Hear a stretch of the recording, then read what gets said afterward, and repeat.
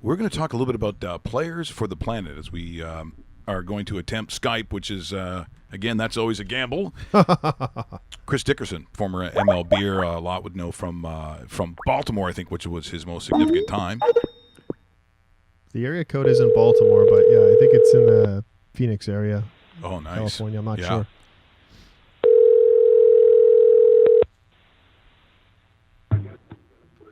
Hello. Hi, I'm looking for Chris Dickerson. It's Mike Richards calling from rawmike.com. Yeah, this is Chris. Hey, Chris, we're on the air. Thanks so much for joining us this morning. We were just talking a little baseball here, and, of course, what you have started and what maybe some people still don't know about. And we're talking about players for the planet. So I thank you so much for joining us here early today on the show. Well, thanks for having me. So explain exactly what this is, what it's about, and again, sort of the concern for the environment of the planet. A lot of people would wonder, why a baseball player? I didn't really design it that way. I think it's just it was just a result of my upbringing and basically just kind of my location of just growing up in Southern California. But I think it was a myriad of things that happened while I was growing up, and then kind of going into this current decade where we're at environmentally. But growing up, with especially being in LA with the smog and ocean pollution, deforestation, and massive development that affects wildlife and displaces a lot of wildlife. So just in my simple microcosm of Los Angeles, I think it encompasses everything that's going on around the world as far as just irresponsibility with our natural resources and the biodiversity loss as the population starts to increase. So kind of observing that as a kid, and as I got older, I stumbled upon Al Gore's An Inconvenient Truth, and kind of really opened up my eyes to the global scale in which this issue has spread, and the severity of it. And wasn't until probably the year after that I read another article, and when I got to the big leagues, I really wanted to use my platform and my voice for something that I truly believed in, that's something that has affected me. And it's going to continue. That's not just going to affect, my particular special interest, which you see a lot of, and it's no disrespect to any other charitable organization, but you see that most are very specific to their particular passion or their particular concern. But this itself and the environment is something that will affect everybody and will affect generations to come. So I decided to get together with a buddy of mine, Jack Castle, who was pitching for the San Diego Padres at the time, and this is after the initiative that I was doing in the clubhouse to try to cut down on plastic was covered by MLB and ESPN.com, and the feedback that I got, I realized that there was a demand for somebody to step up and kind of take this situation by the horns, especially in the sports world, because as you know, sports regenerate so much trash. I mean, if you think about the four major sports, the amount of trash that's generated every night, especially in baseball with 162 games, the amount of trash is it's incredible. So this was my fight back, I guess. Well, and you bring up a really good point, too. And I think anyone that's involved in charitable works or certainly in a foundation, sometimes it's about the weight and your ability to get those of influence and, quite honestly, money to understand and believe in what the movement is all about. And you just mentioned, Major League Baseball. So are owners sort of involved? Do you work openly with them to understand, because of the venues and actually, quite frankly, some of the environments that they go into when they're building? Is this sort of a cooperation that you do get from MLB ownership? No, we've tried to work with owners, just something that as simple as getting them to overhaul their concession packaging, and the truth is, I mean, it really just comes down to money. That's a huge overhaul for them, and likely they have contracts that are pre-existing contracts that are 2-3 years old, and by making a massive switch to environmentally friendly packaging and concession packaging, that would cost them millions of dollars, and it's just something that they're not really willing to do, which is unfortunate. But you are seeing some changes from the standpoint as far as solar power. Washington is a LEED certified stadium. Minnesota is a LEED certified stadium. Kansas City has made some great initiatives on the environmental side as far as with solar panels. Cincinnati with composting. So I mean, teams are making moves. It's just not on a massive scale as you would like to see, and especially where we're at is 2018, and clean technologies have come down in price since I started this, and they're definitely more affordable, but yet we haven't seen or heard much about it. And I think that's another thing that goes into it, is I think there needs to be a focus on the education. So when you're putting all this money into these stadiums that are not just kind of cost cutting for the ownership, but to educate the fans as to why the organization did that and why it's important, and to have some type of curriculum or a program that constantly educates and gets their fans more involved in rather than just recycling, but having a way to involve them to where they can monitor their own footprint and how they impact the environment themselves when they leave the stadium. So I think that's really important. Yeah, it certainly is. Chris, David Bastel here. Great talking to you. Thanks for doing this so early in the morning. I know it's around 7:30 in the morning, Los Angeles time, California time. So we do appreciate it. You talked about the owners and so forth, but from the players' perspective, when you look at some of your teammates for players for the Planet, you got some pretty big names involved, like Ryan Braun, Russell Martin, Curtis Granderson, Giancarlo Stanton, football players, baseball players, all different walks of athletic life. How have the players reacted to your push, your presentation towards them on selling? Obviously it's a lifestyle. It's a great idea, and you talk about just changing people's habits of protecting the only planet we live on right now, and it's not just our lives, because you and I are around the same age, but it's our kids' lives. It's something that has to be done today that we can make an impact for later on. Yeah, I don't think I think people, I mean, obviously I think they're aware of it, and I think just especially with this presidency and just the climate deniers and all this just negative stuff around it, when the evidence is at this point. I mean, 2007, it was kind of like walking on eggshells.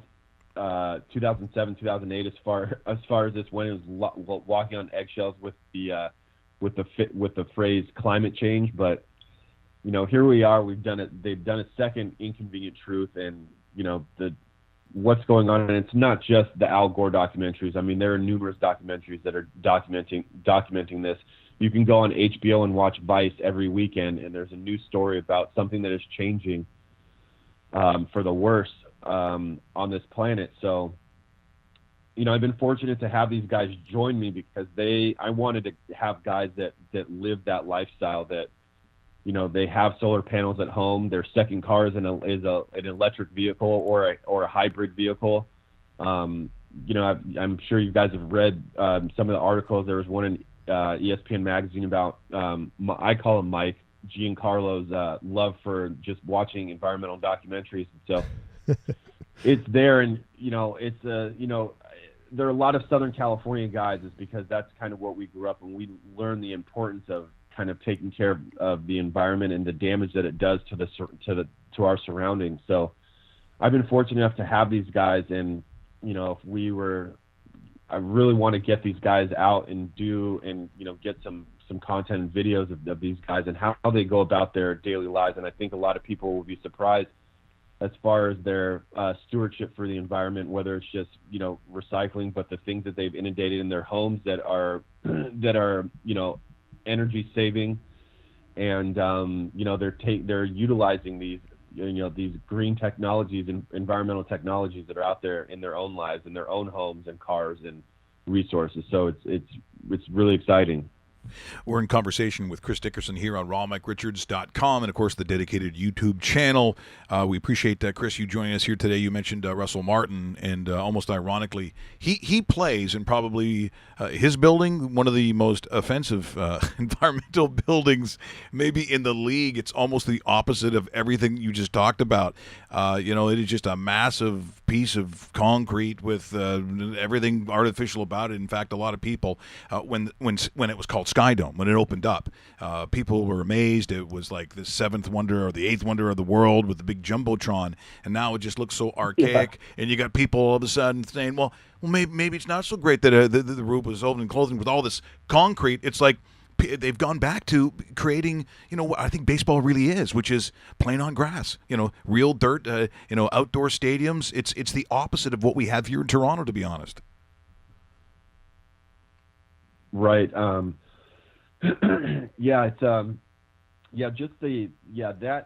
feel like from an energy efficiency standpoint, I think that kind of it varies a lot, because when you close the dome, as far as managing the heat in the summer, then cool, but being on that massive thing, there's not I don't think the efficiency is there, but I think that's one of the stadiums. I mean, like you said, it is archaic. Where we're at, where modern stadiums are going. If you look at, Mercedes-Benz Stadium, what they've accomplished with that is truly extraordinary. But, it is Toronto, and it's such a progressive city, and I think, eventually they will update, and I think it'll be worthy of, where we're at in 2018 as far as environmental standards, and, but you have to look back. I mean, that stadium is, how old is that stadium now? Yeah, 1987, 1988, somewhere in there. Oh, yeah. Yeah. Yeah, so, I think they're due. You know what? While we have you here, Chris, too, it's January the 23rd. Pitchers and catchers are reporting in about a month's time. So baseball, thankfully, will be back on the diamonds, back on the fields, and we're really looking forward to that. I had to ask you this, though, with the amount of free agents that are still out there, and free agents of significance, we're talking about the Arrietas, the Lorenzo Cains, JD Martinez, Yu Darvishes, guys like that. Are players starting to get nervous, or is it from the team side a point where like which side is it that is nervous right now, because it's about a month to go? Some of these big name players don't have spots to go, and obviously these are players that should be in Major League Baseball. Who's getting nervous, and what's going to happen right now? Yeah, I think everybody's nervous. I don't think the ownership is nervous. They have nothing to be nervous about. They essentially, they know that these guys need to play and they want to play. But as it gets closer, I think it's almost like the picket line. It's like, who's going to be willing to cross, and they're just going to drag this out. But I think it's a combination of patience on the owners and the GMs, and it's also, with the major free agents are controlled by Boris, who's known for working very slow and working very late into free agency. I don't know. It's a really interesting situation, and I don't want to say that there possible collusion, but this has never happened as far as what we're seeing here, where people are getting dragged so late. It's essentially what I said on MLB a couple weeks, and this was a couple weeks ago, and nobody had signed. I think Jay Bruce signed the day after I left, but here we are. This is 3 weeks later, and still nobody is signed. And I think at this point, with going to spring training, I think those guys are kind of at the end of their career. There is a possibility that they're going to be forced to take a deal at minimum cost. I think this is going to be similar to like when Jermaine died back in the day, had the opportunity. He wanted, X amount of money. He wanted $10 million, but the fact is that he's at the end of his career, and it was really late. Spring training had already started, and he's forced to make a decision. Either you stay with what you think you're worth, or you take the reduced salary and you start playing. You stay in the game. So it really is interesting. I think this is unprecedented to see this amount of free agents be this late, especially with the profile of the free agents. But I do think there's a little bit more to what's going on than just the Boris that's dragging this out and, going late until he has the right numbers for his guys. But there are other guys that Boris doesn't control that I'm surprised haven't signed. Just guys like Eduardo Nunez, who's a great player and is still out there. So it's really interesting. I'm really interested to see what happens moving forward. But I don't remember the article, but it was a great article on where we're at as far as with the Players Association and this look into collusion. It is. I'm not saying that's what it is, but it makes a very strong case, and I apologize for not being able to find the article all good, my man. right now, but it is fascinating. Chris, I'm just curious. David mentioned you, Darvish. What's the market like for him? What is the perception? Because you're on the biggest stage, getting that biggest start, and if you get cranked a couple of games on national television, does that necessarily translate into even that market value going down? What's your perspective on a you, Darvish, and who would be interested? I think people, you still have to be just interested. I think he's a quality. He's an ace pitcher. He's an elite talent. There's no doubt in that. But I think people forget is, you look at someone like Kershaw, who's the most dominant pitcher in the game, and you look at his playoff struggles. And I was at Game 6 last year. For that Yu Darvish start, and I just kind of remember, obviously just a disappointment of him giving it up in Houston, but knowing that you have, you're paid a lot of money because he is an elite talent and he is expected to go out and to be the pitcher that the Dodgers acquired, which is a top end starter, and I think he remains a top end starter. His reflection of what happened in the playoffs, I think, is no different. I think everybody has had meltdowns. I mean, Pedro had, of course, back in the day, even when he was, he was at the top of his game, and him struggling against the Yankees. So it happens. That doesn't necessarily mean that his skill set has diminished. I think he's still a quality free agent, and will likely bolster any of the best teams' starting rotations. So, I think I honestly thought he would actually go to Houston. I think that would have been a great fit, but the market is still out, and I think he's still a quality pickup for anybody, which I'm surprised somebody has not jumped at, because pitching is hard to come by, and to find when you have an ability to get a top quality starter, I think it's hard to pass on. So again, another concern as to where we're at and how these guys aren't signed yet. And I did find that article. It is it's a story that came out in Yahoo Sports, and it's called "Here's Why Baseball's Economic System Might Be Broken."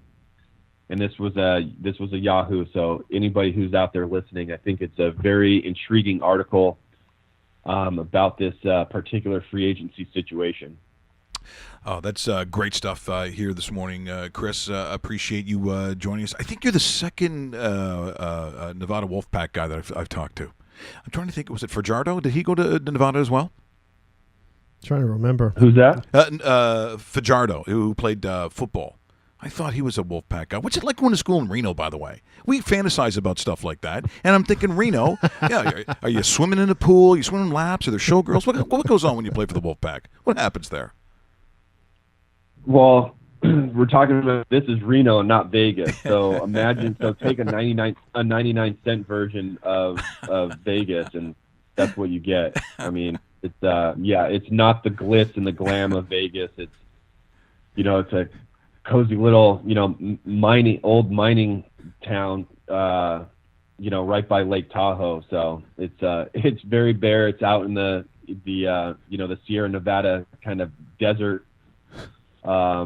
It was a big shock coming from Southern California. I remember I froze my butt off the first couple months, but people often underestimate. It gets really cold there. It's a 30-minute drive from Lake Tahoe, so it's pretty chilly.